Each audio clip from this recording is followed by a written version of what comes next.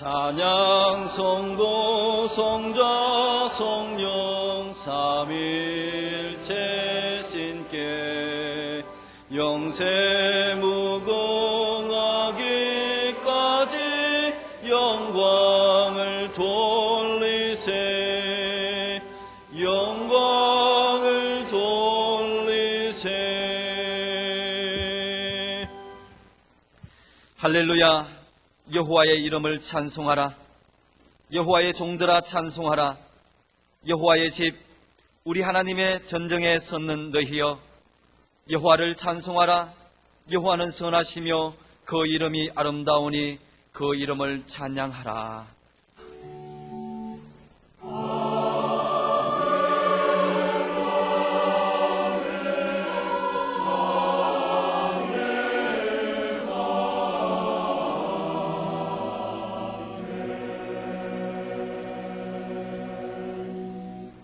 이 시간 하나님께서 우리에게 주시는 구약의 말씀은 이사야 55장 8절 9절 말씀입니다.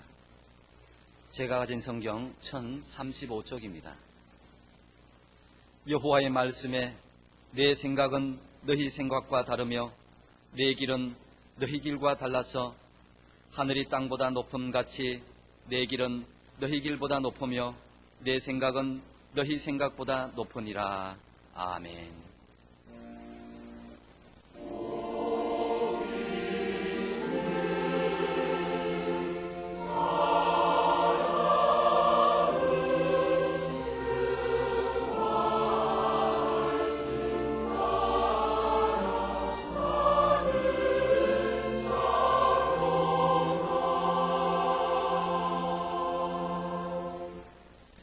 하나님께서 우리에게 주시는 신약의 말씀은 로마서 11장 33절로 36절입니다. 제가 가진 성경 255쪽입니다. 깊도다 하나님의 지혜와 지식에 부요하며 그의 판단은 측량치 못할 것이며 그의 길은 찾지 못할 것이로다. 누가 주의 마음을 알았느뇨? 누가 그의 모사가 되었느뇨? 누가 주께 먼저 드려서 갚으심을 받겠느뇨? 이는 만물이 주에게서 나오고 주로 말미암고 주에게로 돌아감이라. 영광이 그에게 세세 있으리로다. 아멘. 아멘. 오늘의 구약 본문 말씀을 다시 보시면 여호와의 말씀에 내 생각은 너희 생각과 다르며 내 길은 너희 길과 달라서 하늘이 땅보다 높음같이 내 길은 너희 길보다 높으며 내 생각은 너희 생각보다 높으니라. 당연한 거죠. 천양지 차란 말이 있습니다. 하늘과 땅만큼의 차이. 천양지 판, 이 말도 같은 말이죠. 하나님은 창조자이시고 우리는 그분의 작품이고 피조물이기 때문에 하나님의 생각, 우리의 생각, 이것이 하늘 땅만큼의 차이가 있다는 것 당연하지 않습니까? 그러나 많은 사람들이 이 엄연한 사실을 제쳐놓고 하나님을 제 마음대로 부리려 합니다. 내 마음, 내 소원대로 이루어 주시는 분쯤으로. 그러면 결국은 하나님을 사람의 종으로 전락시키는 것이라고 맙니다. 내 소원을 들어주시는 내 종이 되어버렸을 때 세상 천지에 이런 일이 있을 수가 있습니까? 죄 중에 이보다 더 큰 죄가 어디 있겠습니까? 사실 믿음은 내 뜻대로가 아니라 아버지의 뜻을 이루고 우리는 그것을 위한 충실한 도구가 되는 겁니다. 예수께서도 말씀하시지 않았습니까? 내 뜻대로 마옵시고 아버지의 원대로 되기를 원하나이다. 언제 하신 말씀입니까? 겟세마네 동산에서 십자가를 앞두고 그 십자가의 처참함, 참혹함, 그 아픔, 모욕 알아보니 기가 막히거든요. 할 수만 있다면 좀 피할 수는 없겠습니까? 근데 그보다 더 중요한 것은 내 뜻대로 마옵시고 아버지의 원대로 되기를 원하나이다. 오늘의 신약 본문 중에서 33절을 개정판으로 보면 하나님의 부유하심은 어찌 그리 크십니까? 하나님의 지혜와 지식은 어찌 그리 깊고 깊으십니까? 어느 누가 하나님의 판단을 헤아려 알 수 있으며 어느 누가 하나님의 길을 더듬어 찾아낼 수 있겠습니까? 바울은 하나님과 더불어 새록새록 체험해가면서 그 하나님의 깊은 깊으신 지혜, 깊으신 능력, 그리고 넉넉히 부어주시는 여러 은혜를 경험하고는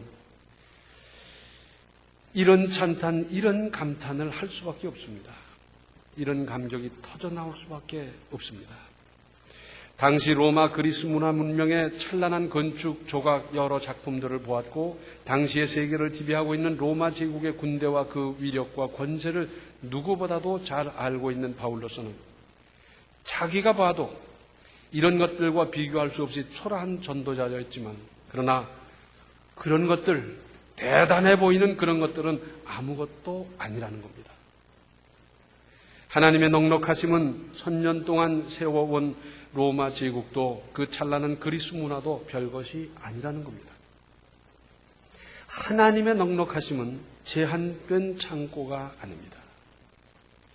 사람의 지은 창고는, 고가는 아무리 크게 지어도 어차피 제한될 수밖에 없지만 하나님의 풍요로우심은 무궁무진합니다. 얼마든지 주시고 또 주시고 주시고 또 주실 수 있습니다. 그 하나님의 지혜와 지식을 사람으로서는 도저히 다 헤아릴 수 없이 대단한 것을 깨닫고 그야말로 놀라 자빠지는 형국입니다. 우리 하나님은 인간의 생각이나 지혜보다 조금 앞서거나 조금 나으신 정도가 아닙니다. 하나님은 창조자시고 우리는 피조물입니다. 반면에 에베소서 5장 17절을 보면 그러므로 어리석은 자가 되지 말고 주의 뜻이 무엇인가 이해하라 했습니다. 여기서 이해하라는 말의 원어적인 뜻은 깨달으라 하는 겁니다.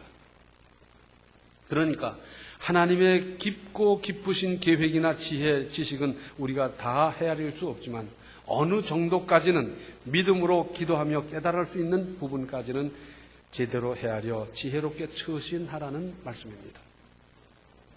거듭 봉독합니다. 하나님의 부유하심은 어찌 그리 크십니까? 하나님의 지혜와 지식은 어찌 그리 깊고 깊으십니까? 그 어느 누가 하나님의 판단을 헤아려 알 수 있으며 그 어느 누가 하나님의 하나님의 길을 더듬어 찾아낼 수 있겠습니까? 그러면 하나님의 깊은 뜻과 계획을 헤아리기 어려울 때 우리는 어떻게 해야 하겠습니까? 먼저 하나님의 뜻과 나의 뜻이 다를 때가 있습니다. 미련한 사람은 이 분별을 못하고 끝까지 제 뜻대로, 제 주장대로 되게 해달라고 고집하면서 매달리는 겁니다. 5년이 지나도 10년이 지나도 계속 매달려서 하나님을 쥐어짜는 거예요. 그리고는 철야를 하고 금식을 하고 그래요. 그런데 빨리 깨달으십시오.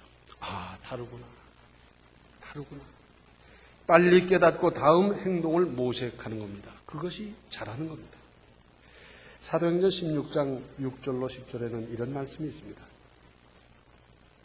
성령이 아시아에서 말씀을 전하지 못하게 하시거늘 부르기아와 갈라디아 땅으로 다녀가 무시아 앞에 이르러 비두니아로 가고자 애쓰되 예수의 영이 허락지 아니하시는지라. 무시아를 지나 드로아로 내려갔는데 밤에 환상이 바울에게 보이니 마게도냐 사람 하나가 서서 그에게 청하여 가로되 마게도냐로 건너와서 우리를 도우라 하거늘 바울이 이 환상을 본 후에 우리가 곧 마게도냐로 떠나기를 힘쓰니 이는 하나님이 저 사람들에게 복음을 전하라고 우리를 부르신 줄로 인정함이로라. 바울은 거의 걸어서 당시 로마 판도 세계를 3번이나 전도 여행을 했던 분입니다. 그 중에 제2차 전도 여행 때의 일입니다. 바울은 디모데라고 하는 훌륭한 제자를 얻은 기쁨으로 그 일행과 더불어 이번에는 오늘날의 터키 곧 당시 아시아 쪽으로 가려고 계획을 세우고 여러 가지 준비에 만전을 다했는데 하나님의 뜻은 그것이 아니라는 겁니다. 바울은 그렇게 허술한 사람이 아닙니다. 예컨대 이런 겁니다. 천안에 가서는 어떻게 전도할까? 천안의 인구가 어떻고 그들의 주 산업이 어떻고 그들의 성분이 어떻고 그들의 종교 상태가 어떻고 이걸 다 수집하고 파악하고 아산 사람들은 어떨까? 예산 사람들은 어떨까? 공주 사람들은 어떨까? 이걸 전부 파악하고 그리고 거기 대책을 세우고 준비하고 그랬어요.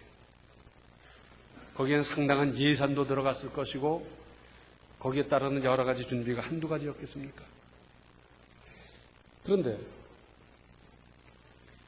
그리스 반도 북쪽을 마게도니라 그러는데 마게도냐 지방으로 가라는 겁니다.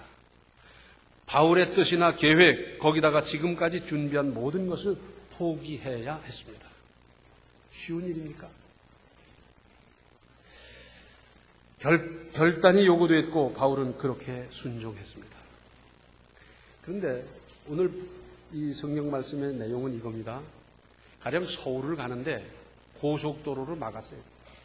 그러니까 안성으로 가볼까, 저 둔포로 해서 가볼까, 뭐 그러면서 국도로 송환을 통해서 가볼까 하면서 본인이 애를 썼어요. 그런데 그것까지도 막는 거예요.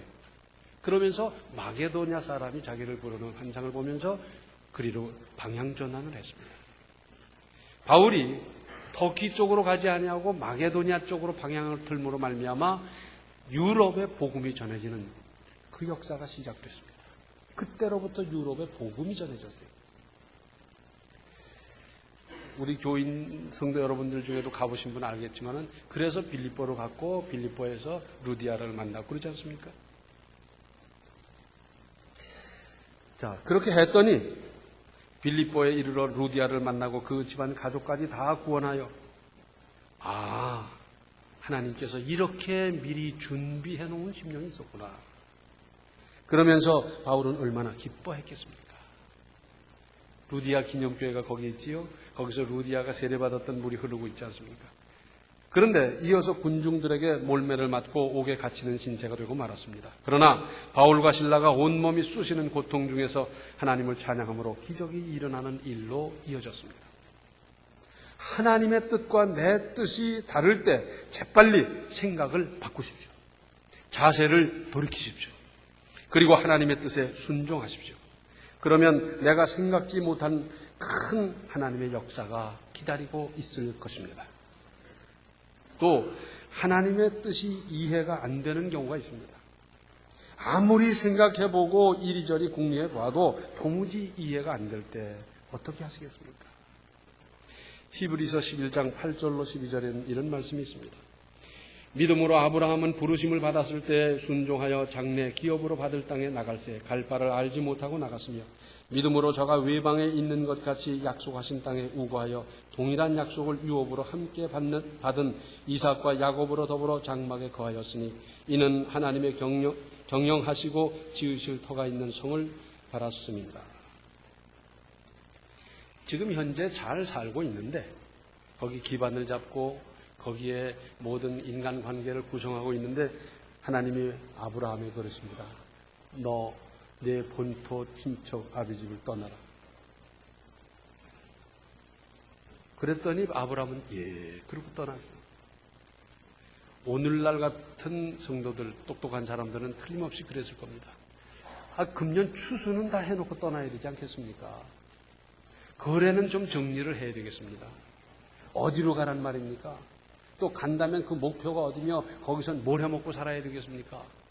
거기까지는 얼마나 걸릴까요? 거기 조건은 어떻습니까? 별걸 다 물었을 거예요.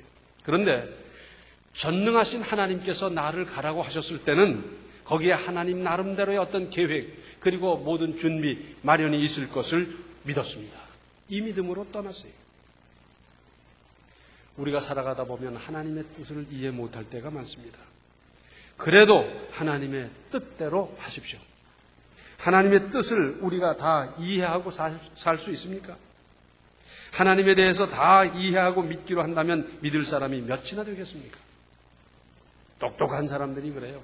내가 성경을 읽어보고 연구를 해보고 하나님에 대해서 예수님에 대해서 다 파악한 후에 그때 가서 내가 믿든지 안 믿든지 판단하겠다, 결정하겠다 그런 사람들이 있어요. 그런 사람은 늙어 죽을 때까지 못 믿을 겁니다. 먼저 믿고 그리고 나서 헤아려도 하나님의 뜻을 깊고 깊으신 하나님의 계획을 어떻게 다 헤아릴 수 있겠습니까? 하나님께서 그 길로 가라 하셨다면 가는 겁니다. 이것이 믿음입니다. 아무리 가도 무슨 징조 하나 없어도 하나님께서 가라고 하셔서 그 길은 평탄한 길이겠지 하고 가고 보니 웬걸 늪을 건너야 되는데 거머리가 달려들고요, 냄새가 나고요, 위험천만하고. 험한 산길도 있고 무서운 밤길도 가야 하고, 그러면서도 무슨 사인 하나 없어도 그래도 믿고 가는 겁니다. 끝까지 믿고 가는 것이 제대로 된 믿음입니다.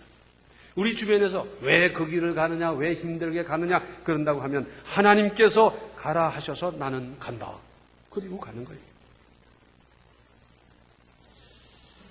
우리나라에 오래전에 전기가 막 들어와서 보급될 때 저 시골에 살던 분이 대처라고 그랬잖아요. 그때는 대처에 이렇게 나오면 놀라는 거예요. 아니 대처에 나왔더니 웬 빨랫줄이 그렇게 높이 걸려 있는지. 전선인데. 근데 보니까 빨래는 하나도 없어요. 그리고 친척 집에 들어가서 저녁 때가 됐더니 전기불이 턱 들어오는데 이게 이상한 불 아닙니까? 그래서 후 하고 해도 안 꺼지고. 그거 참 이상하거든. 아주 밝단 말이죠. 냄새도 안 나요. 그전엔 등잔을 키든지 촛불을 키든지 냄새도 나고 했는데 냄새도 안 나고요. 그래서 저불에다 한번 붙여볼까 하고 긴 담뱃대에다 담배를 쟁여가지고 넣고는 들이빨아야 되는데 이게 붙어야지요. 그런 에피소드가 많이 있었어요. 우리나라에만 있은 게 아니에요. 에디슨이 전구를 만들고 전기를 공급하고 밝아졌을 때 웬 부인이 질문을 했습니다. 에디슨 선생님, 어떻게 해서 저기에 불이 들어옵니까? 자, 그러면 뭐라고 설명을 하겠습니까? 뭐 에너지 법칙을 설명하겠습니까? 물리학 ABC부터 설명하겠습니까? 어디서부터 설명을 하겠습니까? 그런데 에디슨이 남긴 유명한 말이 있습니다. 그냥 쓰십시오. 그냥 쓰십시오. 오늘날 안 가진 사람이 없는 게 휴대폰인데 휴대폰 원리를 다 알고 나서 쓰는 사람이 있습니까? 손 들어보세요. 한 사람도 없네요. 원리 몰라도 아무 상관없어요. 사용 설명서대로만 사용하면 되는 거예요. 집집마다 냉장고 있는데 냉장고 원리를 다 알기 전에는 나는 냉장고를 안 쓰겠다. 그러면 어떻게 되겠어요? 사용 설명서만 보고 그대로 쓰면 돼요. 텔레비전 사용 설명대로 쓰면 되는 거지 그 원리를 다 파악한 다음에 쓰겠다. 그 사람 늙어 죽을 때까지 그런 거 다 파악하다 그냥 아무것도 못 쓸 거예요. 예수님께서 승천하시기 직전에 뭐라 그랬습니까? 하나님이 나라 실현되는 것이 지금입니까? 그랬더니 아니다. 때와 기한은 아버지 장중에 있다는 겁니다. 그러니까 너희들은 그런 거 신경 쓰지 말고 오늘이 마지막이라 하더라도 내일이 마지막이라 하더라도 그 날을 맞을 수 있고 그 나라 실현을 위해서 힘써라. 그 말 아니겠어요? 세상이 어떻게 변하든지 춥든지 덥든지 일편단심 일구월심 하나님의 뜻만 이루어지면 되는 거고 하나님의 뜻대로 가면 되는 거지 하나님의 뜻을 다 이해하고 나서 그때부터 어떻게 하겠다 그게 아니에요. 그건 믿음일 수가 없습니다. 믿음의 길로만 가십시오. 그리고 하나님의 뜻을 분명히 알긴 알았는데 알았어요? 그런데 그러면 안 될 것 같아 보일 때 손해볼 것 같고 위험하고 핍박이 내다보이고 지금까지 살아온 인생과 신앙 경험으로 보아서 즉 전례나 통계를 보더라도 아무래도 안 될 것 같을 때 그래도 순종하십시오. 그래도 순종하십시오. 사무엘하서 5장 22절로 25절에는 이런 말씀이 있어요. 블레셋 사람이 다시 올라와서 르바임 골짜기에 편만한지라 다윗이 여호와께 묻자온대 가라사대 올라가지 말고 저희 뒤로 돌아서 뽕나무 숲을 맞은편에서 저희를 엄습하되 뽕나무 꼭대기에서 걸음 걷는 소리가 들리거든 곧 동작하라. 그때 여호와가 네 앞서 나아가서 블레셋 군대를 치리라 하신지라. 이에 다윗이 여호와의 명대로 행하여 블레셋 사람을 쳐서 게바에서 게셀까지 이르니라. 이 르바임 골짜기라고 하는 곳은 르바임이란 말의 뜻이 거인의 평원이라는 뜻인데요. 사실은 골짜기이기보다는 아주 넓은 분지입니다. 분지. 예루살렘 남방의 비옥한 평원이고요. 베들레헴으로부터 4.5km 남방. 비옥한 땅에 농작물 수확이 많아서 블레셋 사람들이 수확철이 끝나면 한 번씩 쳐들어오는 겁니다. 그래서 농산물을 가져가기 위해서, 노획하기 위해서 쳐들어오곤 했어요. 그런데 이곳에서 다윗은 2번이나 블레셋 사람들을 격퇴시켰습니다. 자, 분지에 블레셋 군대가 편만합니다. 블레셋 사람들도 다윗을 알아요. 다윗의 군대가 얼마나 강하고 그들의 용이 주도한 모든 것을 다 알아요. 그렇기 때문에 아무렇게나 쳐들어온 게 아닙니다. 무장이나 훈련이나 조직이나 명령 계통 이걸 철저히 준비해서 그 르바임 골짜기에 꽉 차도록 많은 군대를 동원하면서 쳐들어왔어요. 아마 그때 다윗은 이렇게 생각했던 것 같아요. 저 르바임 거기 있고 올라가서 저 아래쪽으로 내려다보면서 정면으로 치고 나가서 이 큰 무리를 둘로 나뉘게 하고 그리고 약해진 그 화력이나 군사력을 양쪽에서 이제 협공을 하면 되겠다. 아마 그 생각을 했던 것 같아요. 그리고는 하나님께 여쭤봤더니 하나님께서는 그렇게 하면 안 된다는 거예요. 그들의 뒤로 돌아가서 뽕나무 숲에 숨어 있다가 거기서부터 기습 공격을 하라는 겁니다. 그런데 뽕나무 위쪽에서 발자국 소리가 나면 공격 개시 명령으로 알고 공격하라는 겁니다. 한번 생각해 보세요.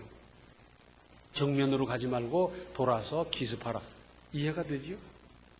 뽕나무 숲에 있다가 일시에 일어나서 공격하라. 이해가 되지요? 그런데 문제는 하늘에서 사람 걷는 소리가 나거든 그것을 공격신으로 알고 쳐들어가라. 있을 수 있는 일입니까? 아니 발자국 소리는 땅에서 나는 거지 어떻게 하늘에서 나겠습니까? 아무리 생각해도 상식적으로 이해가 안 되지만 하나님이 하시면 합니다. 하나님이 하시면 됩니다. 하나님은 이것까지도 하실 수가 있습니다. 특별히 하나님이 뭐라고 그러세요? 여호와가 내 앞서 나아가서 블레셋 군대를 치리라. 하나님께서 치고 하나님께서 물리쳐 주신다는데 순종 못할 게 뭐가 있어요? 그럼에도 불구하고 수많은 사람은 이런 대목에 이르게 되면 그럴 거예요.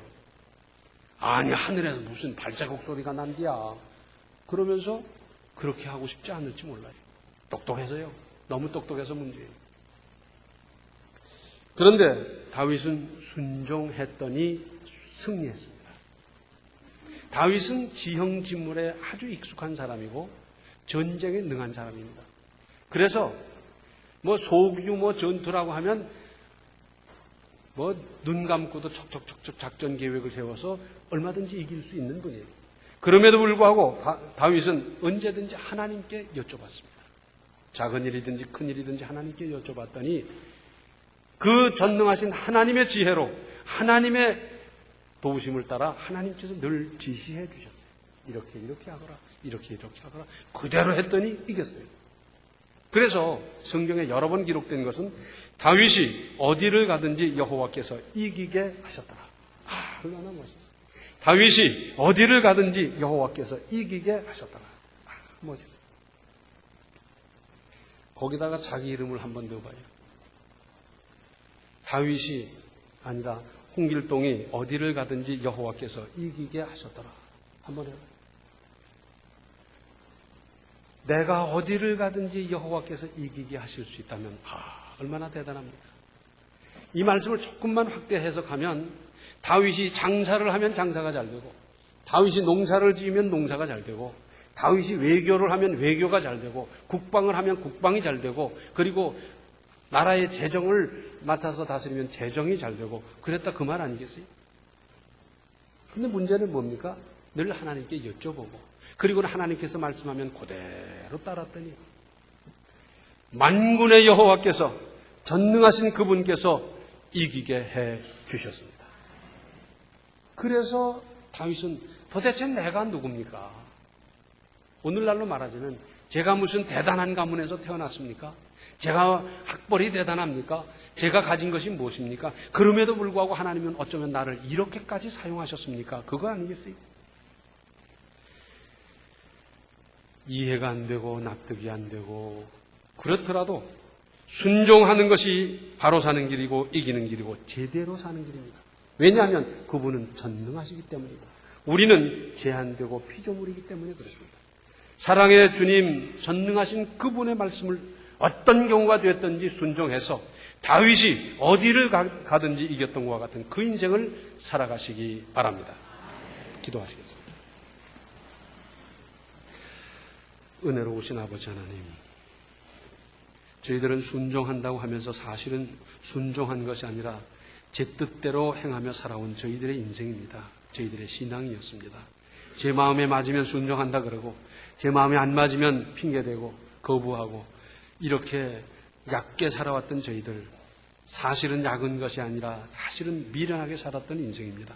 언제까지 저희가 이렇게 살아야 하겠습니까? 이제 깨닫게 해주셨사오니 이제부터는 저희들이 참으로 하나님 앞에서 바로 순종하게 하여 주시고 다윗이 순종해서 어디를 가든지 이기게 해주셨던 하나님의 그 은혜를 입었던 것과 같이 저희들이 그 은혜를 입게 하여 주시옵소서. 예수님의 이름 받들어 간절히 기도하옵나이다. 아멘. 하나님의 깊으신 뜻을 믿음으로 헤아리고 순종하십시오. 지금은 생명의 주 예수 그리스도의 은혜와 하나님 우리 아버지의 극진하신 사랑과 성령의 감화, 감동, 충만, 교통하십니다. 이해가 되든지 안 되든지 어떠한 경우에도 하나님의 말씀을 순종하기로 작정하는 모든 성도들 머리 위에 이제로부터 영원토록 함께 계시기를 간절히 축원하옵나이다. 아멘.